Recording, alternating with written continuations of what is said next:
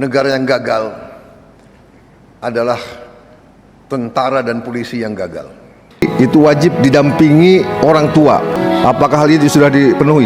Kita sudah menghubungi orang tua atau keluarga yang diduga ABH. Saya tidak pernah mendampingi anak saya, Pak. Negara yang gagal adalah tentara dan polisi yang gagal. Apakah benar apa yang dikatakan Bapak Prabowo? Kita cek faktanya.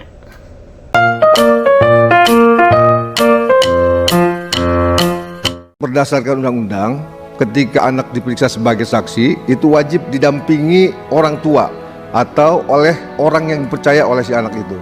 Apakah hal ini sudah dipenuhi? Mohon izin Bapak, pada waktu kita sebelum melaksanakan pemeriksaan terhadap anak, kita sudah menghubungi orang tua atau keluarga yang diduga ABH. Pertanyaannya didampingi nggak gitu Pak, bukan menghubungi, bukan dari Polres menghubungi, tetapi ketika diperiksa didampingi tidak oleh orang tua. Didampingi oleh saksi ya? orang tua. Berarti ini ada dua keterangan yang berbeda Pak. Siap. Waktu diketik itu pengakuan anak saya tidak pernah mendampingi anak saya, Pak. Oke. Sama yang lain juga sama, Pak. Orang-orang tua yang lainnya sama, Pak. Jadi, Waduh, Pak Kapolres, memang apa yang dikatakan Pak Prabowo ini betul. Kenapa Bapak bisa bohongi seperti itu, Pak? Pasti orang penegak hukum. Kok Bapak bisa bohong, Pak? Astagfirullah, Pak. Sadar, Pak. bukan di sampingnya ditanya A, Bukan. jawab A, Belum, bukan. Pak. Saya tidak pernah. Coba kita dengar penjelasan si orang ibu yang merasa anaknya yang jadi korban. Ketika anak saya selesai waktu baru itu. diminta mau tanda tangan, dipanggil orang Ya, tuanya. itu jam 9 lebih 15 menit, Pagi. Pak. Ya, pagi.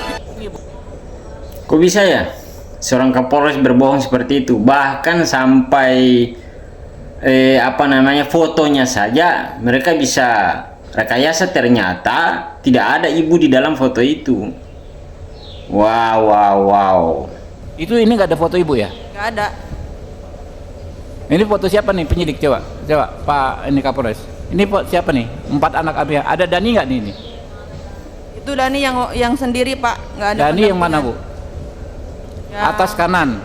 Ya. Itu. Yang jilbab itu bukan ibu, Bu? Bukan deh. Bukan. Oh, itu siapa tuh? Pak Kapolres. Jadi guys, apa yang dikatakan Pak Prabowo sudah betul. Kegagalan negara itu apabila polisi maupun TNI itu gagal. Namun tadi kita melihat dari sisi polisi. Nah, sekarang kita melihat dari sisi TNI, apakah masih sama dengan perilaku yang dilakukan oleh Kapolres ini atau oknum-oknum polisi? Ayo kita lihat penjelasan tentang TNI. Bentrok pasukan elit dengan ormas di Deli Serdang. Panglima TNI kita tindak tegas. Jadi kita harus mengetahui kronologinya. Awal mulanya, Ya betul. seorang anggota Kita lihat dulu TNI kronologisnya. berpapasan dengan 3 pengendara motor trail knalpot brong berisik. Lalu tentara ini mengikuti sampai ke base camp ormas ini, ke tempat kumpul mereka. Dinasehati ormas ini, tidak terima TNI ormas masih ini, terbaik, lalu dikeroyok si tentara ini. Yang mengkeroyok 10 orang. Yang namanya tentara, jiwa korsa nggak ada obat. Apapun yang terjadi, yang namanya jiwa korsa itu pilihan terakhir. Bravo Ketika TNI. salah satu dari mereka mengalami masalah atau musibah, apalagi mengalami penganiayaan, itu nggak ada obat. Kalau kita survei masyarakat, apakah setuju dengan tindakan TNI ini atau mengutuk tindakan TNI ini, 100% masyarakat pasti sangat mendukung yang dilakukan TNI ini. Hanya TNI lah yang mau menggeprek ormas yang sering melakukan pungli-pungli kepada masyarakat, yang sering melakukan pemerasan-pemerasan kepada masyarakat, yang sering buat onar masyarakat.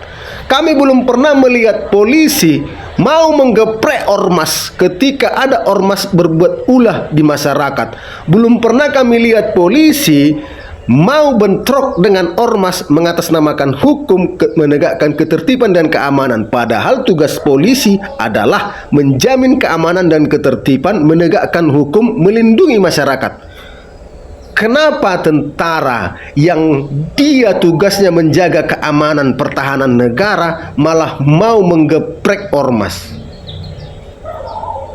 Jadi kalau kalian suruh aku nge-stitch tentara, memang banyak anggota tentara yang nakal, tapi tidak langsung masyarakat menjadi korbannya, tidak membabi buta, ya. Ada sebab akibatnya, ada sebab akibatnya.